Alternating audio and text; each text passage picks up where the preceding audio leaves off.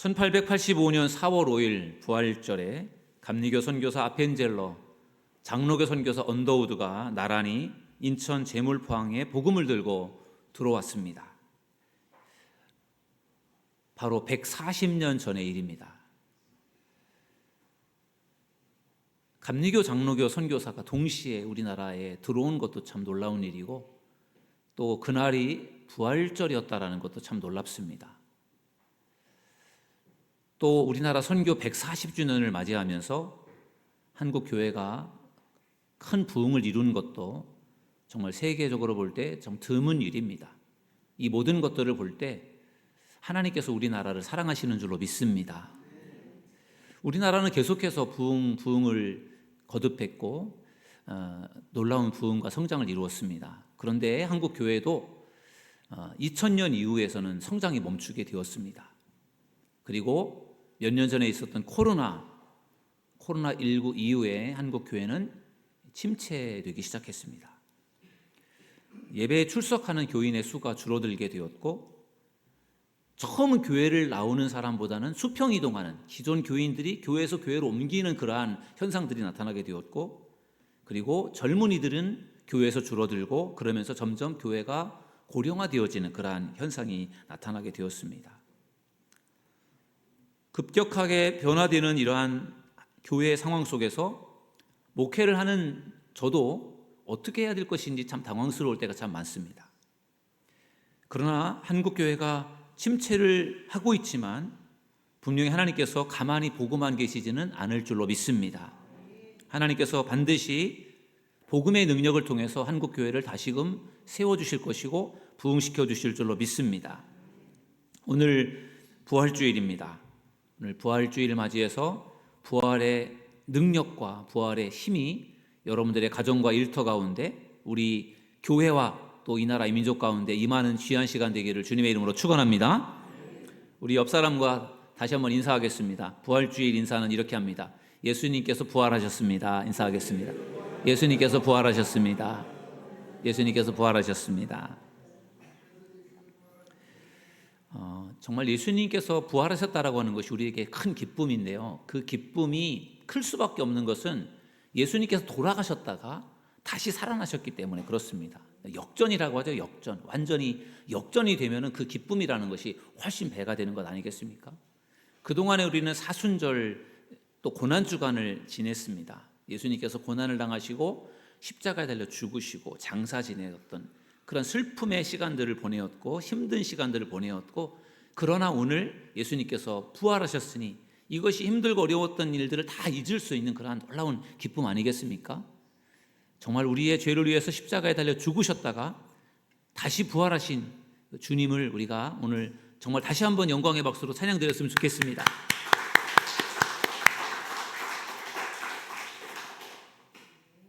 예배하면서 여러분의 마음속에 이 기쁨이 충만하기를 주님의 이름으로 축원합니다. 그리고 우리가 이 충만한 기쁨을 우리만 느끼는 것이 아니라 이 기쁨을 이웃들에게도 다른 사람들에게도 전할 수 있기를 바랍니다. 오늘 설교 제목이 부활의 기쁨입니다. 부활의 기쁨인데 오늘 설교 본문으로 잡은 이 본문은 죽은 나사로가 살아나는 본문이에요. 그런데 이 죽은 나사로가 부활하는 이 본문이 예수님께서 죽음에서 부활하시는 내용과 매우 비슷합니다. 그래서 오늘 본문을 나사로가 죽었다 살아나는 본문을 택했는데, 이 죽은 나사로가 부활하는 것을 경험하는, 보고 있는 사람들이 있어요. 또 예수님께서 죽음에서 부활하는 그 부활하신 예수님을 보는 사람들이 있습니다. 또 사도 바울은 다메섹으로 가다가 부활하신 예수님을 만났어요.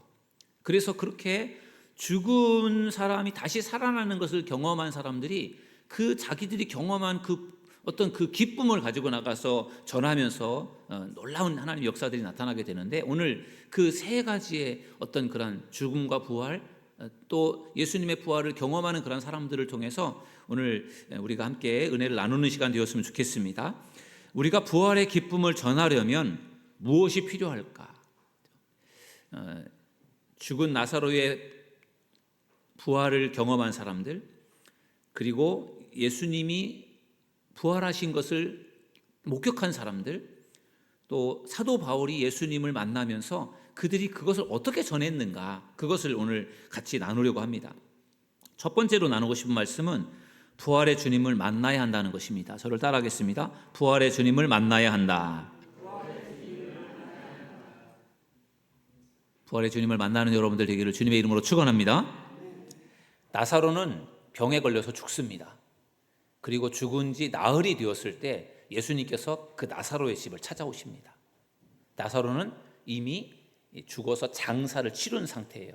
그 당시 유대인들의 묘는 굴 속에 시신을 넣고 굴문을 돌로 닫는 그러한 방식으로 그렇게 장례를 했습니다. 예수님께서 나사로가 죽은 지 나흘이 되었을 때 이 나사로의 집을 방문을 했을 때 그의 누이 동생 둘이 있었는데 마리아와 마르다. 마리아와 마르다가 너무너무 예수님께서 늦게 오신 것에 대한 안타까움이 있어요. 그래서 오늘 본문에 보면은 마리아가 이렇게 예수님께 고백을 합니다. 32절에 보니까 마리아가 예수 계신 곳에 가서 배웁고 그 발 아래 엎드려 이르되 주께서 여기 계셨더라면 내 오라버니가 죽지 아니하였겠나이다 하더라. 아멘. 예수님이 여기 계셨더라면 오라버니께서 돌아가시지 않았을 텐데, 예수님께서 여기 오시지 않아서 늦게 오셔서 저희 오라버니가 그만 돌아가셨습니다. 장사를 다 치렀습니다. 왜 이제 오세요? 그렇게 안타까운 마음으로 예수님께 하소연을 하는 그러한 내용이에요.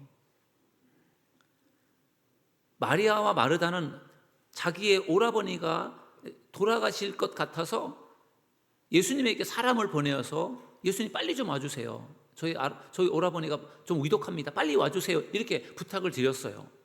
근데 예수님께서 빨리 와서 그 죽어가는 나사로를 그를 살려낸 것이 아니라 예수님께서 늦게 오셨습니다. 장사를 치른 다음에 오셨단 말이에요. 예수님께서 왜 늦게 오셨습니까? 일부러 늦게 오신 겁니다. 왜 일부러 늦게 오셨습니까? 예수님께서 죽어가는 나사로를 살려주려고, 그의 병을 고쳐주려고 예수님께서 오신 것이 아니라 죽은 나사로를 죽을 때까지 기다렸다가 죽은 다음에 그를 살리려고 예수님께서 늦게 오신 줄로 믿습니다. 그 예수님의 그 놀라운 뜻을 그 나사로의 식구들은 아무도 몰랐습니다. 예수님은 그들이 슬퍼하며 애통해할 때 예수님도 같이 그들과 함께 아파하며 같이 슬퍼했습니다. 요한복음 11장 33절에 보면은 예수께서 그가 우는 것과 또 함께 온 유대인들이 우는 것을 보시고 심령에 비통히 여기시고 불쌍히 여기사. 여러분, 병들어서 돌아가신 분의 그 조문을 늦게 오신 예수님이 그 울면서 슬퍼하는 그들을 보니까 예수님도 마음이 아픈 거예요. 그러니까 예수님도 같이 우신 거예요. 그러면서 그들을 위로해 주셨죠. 근데 예수님은 거기서 끝나지 않았습니다. 그냥 슬퍼하는 유족들을 위로해주고 또 그들에게 정말 용기를 내라, 힘을 내라, 이렇게 예수님께서 격려해 주시는 그러한 차원에서 끝난 것이 아니라 예수님께서 아쉬워하며 슬퍼하는 이 유족들에게 예수님께서 나사로의 무덤으로 가자, 그렇게 말해서 그들과 함께 나사로가 묻힌 그 무덤으로 갑니다. 갔더니 그 무덤이 큰 돌로 막혀져 있었습니다. 예수님의 여러분 무덤을 사진으로 부활절 되면 사진을 많이 보지 않습니까? 영상으로도 보고, 그렇게 큰 돌문으로 막혀져 있었던 그 돌문을 예수님께서 그 돌문을 열라고 말씀하세요. 근데 지금 나사로가 죽은 지 나흘이 되었기 때문에 이미 부패가 되고 썩고 있는 상태란 말이에요. 근데 그 돌문을 열어서 무덤을 열라 이렇게 말씀하니까 식구들이 좀 당황을 했을 겁니다. 그렇지만 예수님께서 문을 열라고 하니까 그들이 문을 열었습니다. 그때 예수님께서 그 무덤을 향해서 예수님께서 외쳤습니다. 나사로야 나오라, 나사로야 나오라. 예수님께서 이렇게 선포했어요. 아니, 죽어서 지금 나흘이나 된 사람에게 예수님께서 나오라고 한다고 나오겠습니까? 죽었는데 이미. 사람들이 뭔가 좀 반신반의했을 거예요. 아니, 죽은 사람에게 나오라니 도대체 무슨 말일까? 그런데 예수님께서 나사로야 나오라 이렇게 말씀하셨을 때 놀라운 일이 벌어졌습니다. 요한복음 11장 44절에 보니까 죽은 자가 수족을 배로 동인 채로 나오는데 그 얼굴은 수건에 쌓였더라. 예수께서 이르시되 풀어놓아 다니게 하라 하시니라. 아멘. 여러분, 죽은 나사로가 예수님께서 나오라고 하니까 무덤 속에서 나오는데 어떠한 모양으로 나오느냐? 수족이 손과 발이 배로 묶여져 있어요. 아무래도 뭐 간단하게라도 염을 하지 않았겠습니까? 그러니까 손발이 묶여 있는 상태인데 그런 상태로 무덤 속에서 나오는 거예요. 뭐 깡총깡총 뛰어서 나오는지 어떻게 나오는지 모르겠지만 서서히 이렇게 뭐 천천히 나오는지 모르겠지만 아무튼 수족이 손으로 이 배로 묶여진 상태로 나옵니다. 머리에는 얼굴에는 수건이 쌓여져 있습니다. 수건으로 얼굴이 쌓여져 있고 배로 동여져 있고 묶여 있는 그 몸이 그 무덤 속에서 나오니까 사람들이 얼마나 무섭고 놀랐겠습니까? 그때 예수님께서 그들에게 말하십니다. 풀어놓아 다니게 하라. 저를 묶고 있는 배를 다 풀어서 그리고 얼굴에 있는 그 수건을 풀어서 돌아다니게 하라. 예수님께서 그렇게 말씀하셨습니다. 그랬더니 정말 죽었던 나사로가 살아나서 그렇게 돌아다니고 활동하게 된 줄로 믿습니다. 이 나사로의 부활은 부활이라고 말하기보다는 회생이라고 말하는 게 맞을 겁니다. 죽었다가 다시 살아났지만 다시 또 죽게 되죠. 그렇지만 정말 죽어서 나흘이나 되었던 이 죽은 나사로가 살아났다라고 하는 것이 얼마나 놀라운 일입니까? 여러분, 예수님은 죽은 자도 살리시는 능력이 있다라는 것을 믿으시기를 주님의 이름으로 축원합니다. 오늘 본문으로 돌아가서 오늘 본문을 보면은 마리아가 안식 후 첫날 예수님의 무덤으로 갑니다. 그리고 예수님의 무덤에서 부활하신 예수님을 만나게 됩니다. 요한복음 20장 16절에 보니까 예수께서 마리아야 하시거늘 마리아가 돌이켜 히브리 말로 라보니 하니 이는 선생님이라 라는 말이라. 아멘. 마리아가 안식 후 첫날 예수님의 무덤을 찾아갔습니다. 그는 예수님의 무덤을 찾아가서 예수님의 시신에 향수를 발라주고 싶었던 거예요. 그만큼 예수님에 대한 간절한 마음이 있었어요. 이 막달라 마리아의 마음속에. 정말 누구보다도 가장 이른 시간에 예수님의 무덤을 찾아갔던 막달라 마리아를 예수님께서 가장 먼저 만나주신 것을 볼 때 주님은 사모하는 사람을 만나주신다는 것을 믿으시기 바랍니다. 우리가 정말 주님을 사모하는 마음을 가지고 주님 앞에 나올 때 주님께서 우리들을 만나주실 줄로 믿습니다. 마리아는 자기를 부르는 사람의 소리를 들으면서 예수님이라고는 생각도 못했고 동산을 지키는 사람인 줄로 생각을 했어요. 그런데 가만히 보니까 예수님이셨어요. 그래서 너무 깜짝 놀라서 진짜 이게 꿈인가 생신가 싶어서 예수님에게 이렇게 예수님을 부릅니다. 라보니 이렇게 되는 랍비 그런 뜻이죠. 라보니라고 부르니까 이것은 선생님이라는 뜻이라고 하는 거죠. 선생님 맞습니까? 정말 선생님 맞아요? 너무 놀라워서 그랬더니 정말 맞았습니다. 그래서 이 막달라 마리아가 예수님께서 돌아가신 그 안식 후 첫날에 돌아가시고 사흘째 되었을 때 예수님의 무덤을 찾아갔다가 예수님을 가장 먼저 만나는 부활의 증인이 된 줄로 믿습니다. 사도 바울은 다메섹 도상에서 부활하신 예수님을 만납니다. 성경은 그 만나는 장면을 이렇게 소개합니다. 사도행전 9장 4절에서 5절에 보면은 땅에 엎드러져 들음에 소리가 있어 이르시되 사울아 사울아 내가 어찌하여 나를 박해하느냐 하시거늘 대답하되 주여 누구시니까 이르시되 나는 내가 박해하는 예수라. 아멘. 여러분, 사도 바울이 다메섹에 예수 믿는 기독교인들을 체포하기 위해서 가던 중에 부활하신 예수님을 만난 것이죠. 사도 바울은 예수님을 하나님의 아들로 인정하지 않았고 예수님은 십자가 달려 죽어서 끝났다라고 생각했던 사람이고 예수 믿는 기독교인들에게 잘못된 신앙을 가지고 있다고 그들을 핍박했던 사람이 사도 바울이에요. 그런데 그가 다메섹에서 다메섹으로 가던 길에서 예수님을 만났습니다. 부활의 예수님이셨어요. 그 일을 통해서 사도 바울이 완전히 새로운 사람으로 변화되는 줄로 믿습니다. 그전까지는 그렇게 예수 믿는 사람들을 핍박했던 사도 바울이 이제는 예수 믿는 사람들을 열심히 예수를 열심히 증거하는 삶을 살게 된 것입니다. 여러분, 무엇이 사도 바울을 이렇게 변화시킨 것입니까? 어떻게 그렇게 지독했던 박해자가 핍박자가 그렇게 열정적인 전도자로 바뀔 수가 있는 것입니까? 그것은 바로 예수님을 만났기 때문인 줄로 믿습니다. 우리도 오늘 부활주의를 맞이하여서 정말 부활하신 주님을 우리가 만나고 경험하는 그러한 시간이 될 수 있기를 주님의 이름으로 축원합니다. 부활의 기쁨을 우리가 전하려면 우리가 먼저 만나는 것이 필요합니다.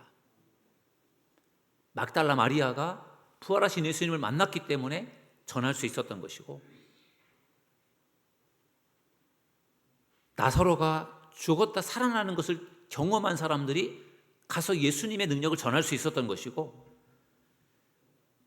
다메섹 도상에서 부활하신 예수님을 만났던 사도 바울이 목숨 걸고 예수를 전할 수 있었던 것입니다. 그러므로 우리가 좋은 전도자가 되려면, 예수님을 증거하려면 우리가 먼저 그분을 만나야 될 줄로 믿습니다. 두 번째는 내가 만난 주님을 전해야 된다는 것입니다. 저를 따라하겠습니다. 내가 만난 주님을 전해야 한다. 우리가 먼저 만나는 경험이 중요하죠. 백문이 불여일견이라고, 내가 먼저 만나고 경험을 할 때 내가 만나고 경험한 그분을 우리가 전할 수 있거든요. 효과적으로 전할 수 있습니다. 여러분, 죽은 나사로를 살리는 그 현장에 사람들이 많이 있었고, 그것을 지켜본 사람들 중에 많은 사람들이 예수님을 믿게 됩니다. 그렇지 않겠습니까? 죽은 자를 살리시는 분이 예수님이신데 예수님을 안 믿을 수가 없는 거잖아요. 요한복음 11장 44절에 45절 46절의 말씀을 보면은, 마리아에게 와서 예수께서 하신 이 일을 본 많은 유대인이 그를 믿었으나, 죽은 나사로를 살리는 그 현장에서 그걸 지켜본 사람들이 예수님을 믿게 된 것입니다.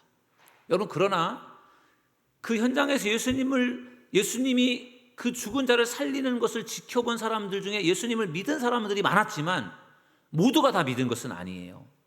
그걸 보고도 믿지 않는 사람들도 있었습니다. 그들은 바리새인들이었는데, 그들이 가서 그 소식을 대제사장과 그리고 바리새인들에게 전하게 되었고, 대제사장과 바리새인들은 공회를 소집해서 예수를 죽일 모의를 하게 되었다라고 성경은 증거하고 있습니다. 예수님이 죽은 자를 살리셨는데, 그 예수님을 하나님의 아들로 그리스도로 메시아로 믿고 인정하는 것이 아니라 그 죽은 자를 살린 예수님을 죽이려고 모의하는 사람들이 있다라는 거예요. 똑같은 사건이 일어났지만 그 사건을 통해서 믿음을 갖는 사람이 있는가 하면 똑같은 사건을 보고도 믿지 못하는 사람들이 있습니다. 여러분, 우리가 성경을 똑같이 읽어도 성경을 읽으면서 막 은혜를 충만하게 받는 사람이 있는가 하면 성경을 읽어도 믿어지지 않는 사람도 있어요. 여러분, 정말 우리가 성경을 읽을 때마다, 하나님의 말씀을 들을 때마다 믿어지는 은혜가 여러분에게 있기를 주님의 이름으로 축원합니다. 믿어지는 은혜가 있는 사람은 작은 것에도 믿어지고 작은 것에도 은혜를 얻는데, 믿어지는 은혜가 없는 사람은 기적을 보고도 믿지 않는 거예요. 그러니까 얼마나 그게 안타까운 일입니까? 여러분, 죽은 나사로가 살아나는 이 오늘 본문의 말씀은 예수님의 그 부활과 매우 비슷합니다. 예수님의 부활의 상황을 조금 우리가 돌아본다면, 예수님께서 이제 예루살렘에 입성하시는 지난 주일, 종려주일이기도 하고 고난주일이기도 한데, 예수님께서 이제 종려주일에 예루살렘 성으로 입성하셔서 예수님께서 이제 목요일 밤에 제자들과 최후의 만찬을 하시고, 그리고 겟세마네 동산에 올라가셔서 기도를 하시다가 체포되어서 예수님께서 신문을 받으시고, 목요일 저녁에 체포가 되어서 신문을 받으셨는데, 예수님께서 금요일날 그 다음날 아침에 사형 선고를 받습니다. 그리고 예수님께서 사형 선고를 받고, 그리고 골고다 언덕에 가서 십자가형을 당하시는데, 그때가 9시예요. 아침 9시. 얼마나 새벽부터 예수님을 죽이려고 법정을 열어서 예수님을 정말 재판을 했는지요. 9시에 처형장에서 예수님 처형을 당한다고 할 때, 예수님께서 그 빌라도 그 법정에서부터 십자가를 짊어지고 그 언덕까지 올라가는 것도 시간이 한참 걸리거든요. 30분 이상 걸릴 겁니다. 그러니까 한 6시 그 정도의 아침 일찍 재판을 하고, 그리고서 이제 예수님에 대한 사형을 집행을 한 것이죠. 그래서 예수님이 이제 9시, 금요일 9시에 이 십자가에 매달리셨어요. 그리고 십자가에 달린 지 6시간 만인 오후 3시에 예수님께서 운명을 하십니다. 그리고 예수님이 금요일 날 오후 3시에 돌아가셨는데, 금요일 날 해가 떨어지면서부터 유대인들은 안식일이 시작되기 때문에, 안식일이 시작되면 아무것도 못합니다. 그래서 그때 아리마대 사람 요셉이라는 사람이 예수님의 시신을 가서 요청을 해서 예수님의 시신을 거두어서 자기의 새로운 무덤에 예수님을 이제 장례를 치르는 거예요. 우리처럼 3일장, 4일장 이렇게 하지 않고 예수님은 그대로 처형당했기 때문에 그분을 모셔다가 그대로 이제 무덤에다 장례를 치른 거예요. 그러니까 예수님이 돌아가시고서 예수님께서 무덤에 들어가는 그 시간이 굉장히 촉박한 거죠. 그래서 굉장히 분주하게 서둘러서 이 아리마대 사람 요셉이 예수님을 장례를 치르다 보니까 이 막달라 마리아도 예수님을 못 본 겁니다. 그래서 막달라 마리아가 안식 후 첫날, 안식이 되는 거길 갈 수도 없고 이동도 못 하니까 안식 후 첫날, 그러니까 토요일이 지나서 주일날 새벽이 되었을 때 해가 뜨면서 해가 지면서부터 이제 다음 날이 되는 거니까, 그리고 나서 아침에 일찌감치 이제 새벽같이 그 무덤을 찾아간 거예요. 그랬더니 가보니까 예수님의 그 무덤이 안식 후 첫날에 가보니까 일요일 날 아침에 예수님의 무덤 문이 활짝 열려져 있었습니다. 여러분, 사실 그 예수님의 무덤을 로마의 병정들이 지키고 있었습니다. 그리고 예수님의 무덤에는 큰 바위돌로 닫혀져 있었기 때문에 이 막달라 마리아가 혼자 가서 그 돌문을 열 수도 없습니다. 그렇지만 무작정 예수님에 대한 사모하는 마음을 가지고 이 막달라 마리아가 예수님의 무덤을 찾아간 거예요. 무섭지 않았을까요? 새벽같이 갔을 때 이것저것 다 따지면 도저히 갈 수 없는데 막달라 마리아가 예수님에 대한 그 사모하는 마음을 가지고 예수님의 시신에 내가 향유를 발라드리고 싶은 그러한 간절한 마음을 가지고 예수님의 무덤을 찾아간 거죠. 갔더니 웬걸 예수님의 그 무덤의 돌문이 활짝 열려져 있었습니다. 깜짝 놀라서 들어가 보니까 예수님의 시신이 없었어요. 안 보입니다. 그래서 이 막달라 마리아가 놀래서 베드로와 요한, 예수님의 제자들에게로 갑니다. 가서 지금 예수님의 무덤에 예수님이 안 계시는데 빨리 와봐라 해서 베드로와 요한이 허겁지겁 달려서 예수님의 무덤으로 옵니다. 정말로 예수님이 계시지 않았어요. 근데 성경을 보면은요, 요한복음의 말씀 20장, 21장을 읽어보면은 이 베드로와 요한이 예수님의 무덤에 와서 예수님이 계시지 않은 것을 확인하고 그리고 그들은 그냥 다시 집으로 돌아갑니다. 근데 이 막달라 마리아는 거기를 떠나지 않아요. 예수님을 누가 데려갔는지, 누가 예수님의 시신을 가져갔는지 그것을 이 막달라 마리아는 그걸 견딜 수가 없었던 거죠. 그래서 거기에서 누가 예수님을 가져갔습니까? 누가 예수님의 시신을 모셔갔습니까? 누가 어디다 감추었습니까? 막 이렇게 안타까운 마음으로 기다리고 있는 그때 거기에 예수님이 오신 거예요. 그래서 막달라 마리아가 부활하신 예수님을 만나게 되는 줄로 믿습니다. 그러니 막달라 마리아가 얼마나 기뻤겠어요. 정말 예수님께서 십자가에 달려 죽으셔서 너무 아프고 슬픈데 예수님의 무덤에 왔는데 예수님이 계시지 않아서 너무 안타깝고 놀라운데 그분이 부활하셔서 자기에게 나타났으니까 이게 얼마나 놀라운 일이겠습니까? 그 막달라 마리아에게 예수님께서 사명을 주십니다. 무슨 사명을 주시느냐? 내가 만난 나를 가서 전하라는 것이었어요. 요한복음 20장 18절에 보니까 막달라 마리아가 가서 제자들에게 내가 주를 보았다 하고 또 주께서 자기에게 이렇게 말씀하셨다 이르니라. 아멘. 여러분, 막달라 마리아가 예수님의 부활을 보고 예수님을 만나고 경험한 다음에 그가 부활의 증인이 된 줄로 믿습니다. 예수님께서 그렇게 사명을 주셨어요. 가서 내가 본 나를 전해라. 여러분, 예수님께서 죽어 돌아가셨지만 다시 살아나셨습니다 라고 하는 것을 우리가 듣고 가서 전하는 것과 내가 직접 그분을 보고 그분을 만나보고 그리고 내가 그분을 전하는 것과 어떻게 다를까요? 내가 정말 체험을 해보면은요, 내가 더 확신을 가지고 전할 수 있어요. 막달라 마리아는 체험을 했습니다. 주님을 만났잖아요. 그러니까 부활하신 주님을 만났기 때문에 그는 더 확신을 가지고 예수를 전할 수 있었던 것입니다. 우리가 예수님을 만나고 경험하는 것이 중요한 이유가 바로 그것입니다. 우리가 만나고 경험을 해야 확신을 가지고 예수님을 전할 수가 있는 것입니다. 사도 바울은 예수님을 만난 이후에 이방인들에게 복음을 전합니다. 바울은 그것이 자기의 사명이라고 믿었습니다. 로마서 11장 13절에 보면은 내가 이방인은 너희에게 말하노라. 내가 이방인의 사도인 만큼 내 직분을 영광스럽게 여기노니. 아멘. 사도 바울은 예수님을 만났지 않습니까? 그가 예수님을 만나지 않았으면 사도 바울은 절대로 예수님을 믿지 않았을 겁니다. 근데 그가 예수님을 만났기 때문에 그가 열정적으로 예수를 핍박했던 그의 삶에서 열정적으로 예수를 전하는 삶으로 바뀌게 되는 것이죠. 그러므로 바울이 예수님을 만났기 때문에 부활의 예수님을 전할 수 있었던 것처럼 우리도 예수님을 만나서 예수님을 더 확실하게 전할 수 있는 저와 여러분 모두가 되기를 주님의 이름으로 축원합니다. 여러 가지 전도의 방법이 있는데 그 전도의 방법 중에서 가장 효과적인, 가장 강력한 전도가 간증 전도라고 합니다. 간증 전도. 내가 만난 예수님을 전하는 거죠. 옛날에는 내가 예수님을 안 믿었었는데 내가 어떻게, 예를 들어서 내가 뭔가 몸이 좀 불편하고 아파서 주변에 권면을 받고 내가 교회를 가서 예수를 믿기 시작했고, 내가 교회를 다니면서 내가 몸이 건강해졌고 내가 치료가 되고 회복이 되었다. 그건 굉장히 큰 은혜를 경험한 거잖아요. 그럴 때 그분이 예수를 전할 때 더 확실하게 전할 수 있는 거죠. 내가 믿어보니까 너무 좋더라. 내가 믿어보니까 너무너무 예수님은 능력 있는 분이시더라.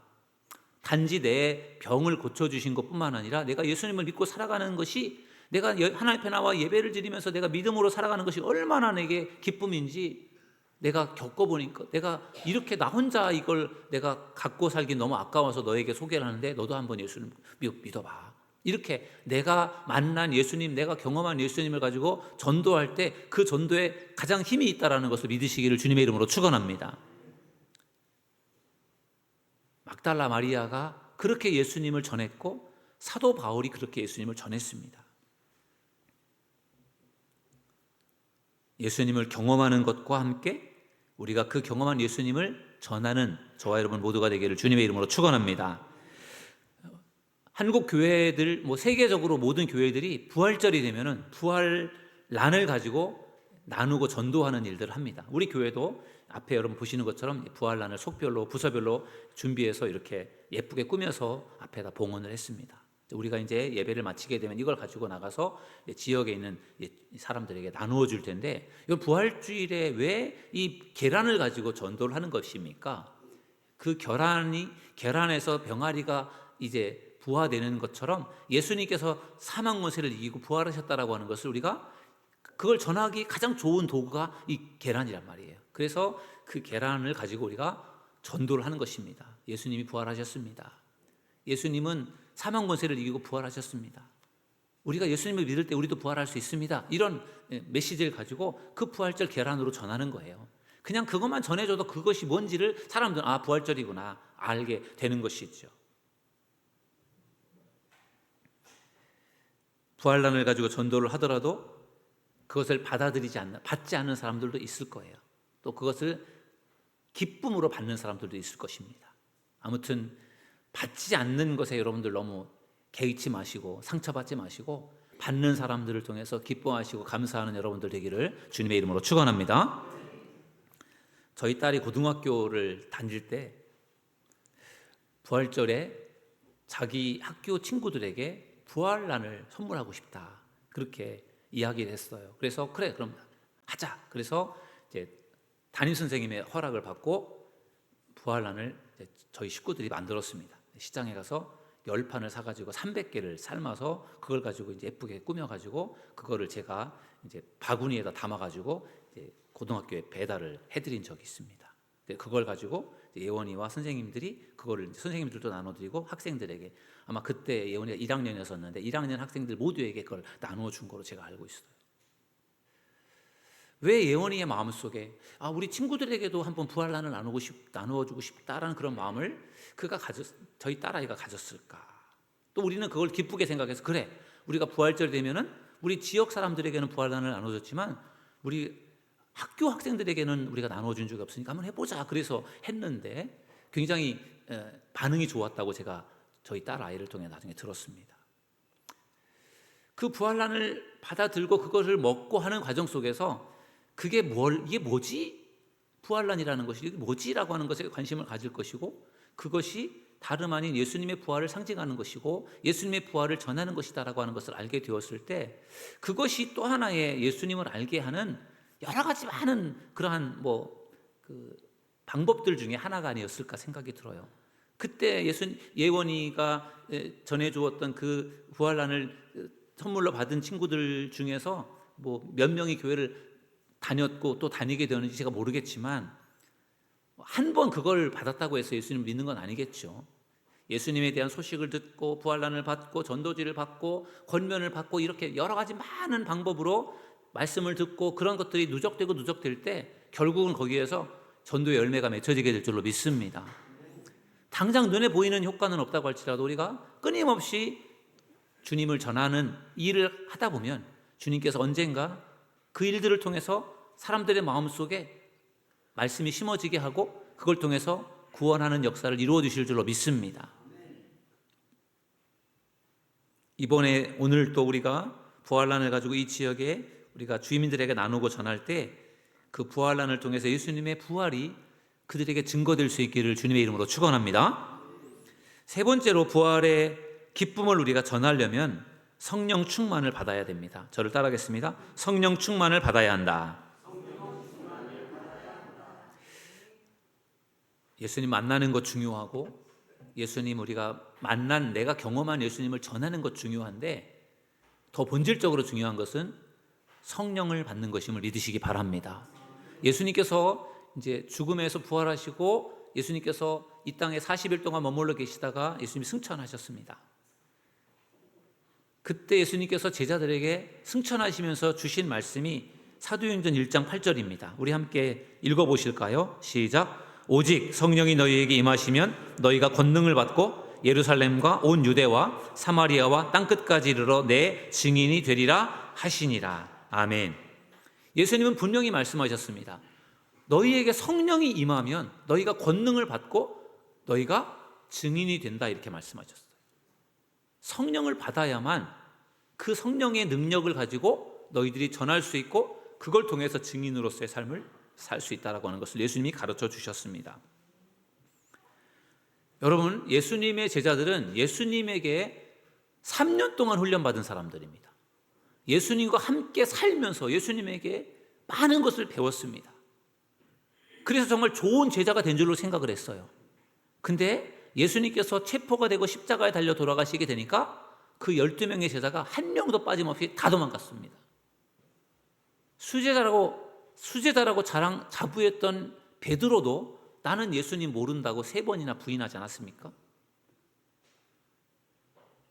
제자들도 예수님에게 훈련을 받고 3년 동안 예수님에게 가르침을 받았지만 여전히 믿음이 연약하고 부족했던 거예요. 그런데 그들이 언제 변화가 됩니까? 그들이 언제 진짜 제자가 됩니까? 그들이 예수님께서 부활 승천하시고 나서 약속하신 성령을 기다리면서 마가다락방에 모여서 그들이 기도한 지를 10일째 계속 기도를 할 때 그곳에 성령이 임했고 그들이 모두가 성령을 받은 줄로 믿습니다. 그것을 통해서 그들이 변화가 됩니다. 성령을 받은 그들의 삶이 완전 달라집니다. 성령을 받은 베드로가 오순절에 그 절기를 지키기 위해서 예루살렘을 방문한 사람들에게 복음을 전합니다. 담대하게 예수 그리스도를 증거했어요. 그때 베드로의 설교를 들은 사람들에게 반응이 일어났는데 어떤 반응이 일어났느냐? 사도행전 2장 37절에서 38절에 보니까 그들이 이 말을 듣고 마음에 찔려 베드로와 다른 사도들에게 물어 이르되 형제들아 우리가 어찌할꼬 하거늘 베드로가 이르되 너희가 회개하여 각각 예수 그리스도의 이름으로 세례를 받고 죄 사함을 받으라 그리하면 성령의 선물을 받으리니. 아멘. 베드로의 설교를 듣는 유대인들이 마음에 찔림을 얻었어요. 양심의 가책을 느낀 거예요. 나도 예수님을 죽이는 일에 나도 한몫했다. 나도 잘한 게 없다. 나도 죄인이다. 그런 생각들을 그들이 깨달을 때 베드로에게 물은 거예요. 우리가 너무 마음이 좀 아파서 찔려서 내가 견딜 수 없는데 우리 어떻게 하면 좋겠습니까? 베드로가 뭐라고 하죠? 회개하라는 거죠. 회개하라. 죄를 회개하십시오. 그리고 세례를 받으십시오. 그러면 하나님께서 죄를 용서해 주실 것이고 성령을 부어주실 것입니다. 그게 베드로의 설교를 듣고 안타까워하는 사람들에게 전한 말씀입니다. 여러분, 이 말씀은 오늘 우리에게도 그대로 적용되는 말씀인 줄로 믿습니다. 우리가 죄를 회개할 때 주님께서 우리의 죄를 용서해 주실 줄 믿습니다. 우리가 회개하며 기도할 때 주님께서 우리에게도 성령을 부어주실 줄 믿습니다. 그 성령을 받는 것이 우리에게 정말 중요한 것입니다.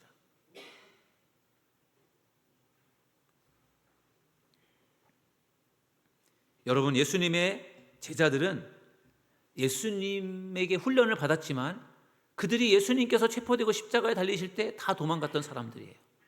근데 그들이 다시 돌아와서 예수님을 전하는데 예수님을 전에처럼 전하지 않아요. 훨씬 더 자신 있게 담대하게 전합니다. 목숨 걸고 전합니다. 그리고 예수님의 제자들 중에 대다수가 다 순교합니다. 도대체 예수님의 십자가의 죽음 이전에는 예수님을 모른다고 부인했던 제자들이고 예수님 때문에 자기들이 뭔가 해를 당할까 봐 다 도망쳤던 예수님의 제자들이 얼마 후에 그렇게 놀랍게 변화되었어요. 이제는 목숨을 걸고 예수님을 전하고 다 예수님의 뒤를 따라 순교를 합니다. 도대체 그들이 어떻게 그렇게 달라진 것입니까? 그것은 바로 오순절 마가다락방에 성령을 받았기 때문인 줄로 믿습니다. 성령이 그들을 바꾼 겁니다. 그렇기 때문에 우리가 성령을 받을 때 진정한 주님의 제자가 될 수 있고 성령을 받을 때 땅끝까지 주님의 증인이 될 수 있게 될 줄로 믿습니다. 오늘 부활절을 맞이해서 부활의 기쁨을 우리가 어떻게 전할 수 있는가에 대해서 함께 말씀을 나누었습니다. 부활의 주님을 만나야 됩니다. 그리고 내가 만난 주님을, 내가 경험한 주님을 내가 사람들에게 소개하고 전하는 것입니다. 그리고 무엇보다도 성령을 받아야 됩니다. 2025년 우리 부활주의를 맞이해서 부활의 기쁨이 여러분 안에 충만하기를 주님의 이름으로 축원합니다. 그리고 여러분 안에 있는 이 부활의 기쁨이 여러분에게 솟아나서 여러분의 힘들고 어려운 모든 문제들을 해결하는 그런 능력이 될 수 있기를 주님의 이름으로 축원합니다. 그리고 우리가 경험하는 예수님을 세상에 전해서 많은 영혼들을 주님께로 인도하는 일에 쓰임받는 저와 여러분 모두가 되기를 주님의 이름으로 축원합니다. 우리 시간에 찬양하고 기도하는 시간을 갖겠습니다. 우리 힘차게 찬양하겠습니다. 가서 제자 삼으라. 갈릴리 마을 그 숲속에서 주님 그 열한 제자 다시 만나시사 주님 그 열한 제자 다시 만나시사 마지막 그들에게 부탁하시기를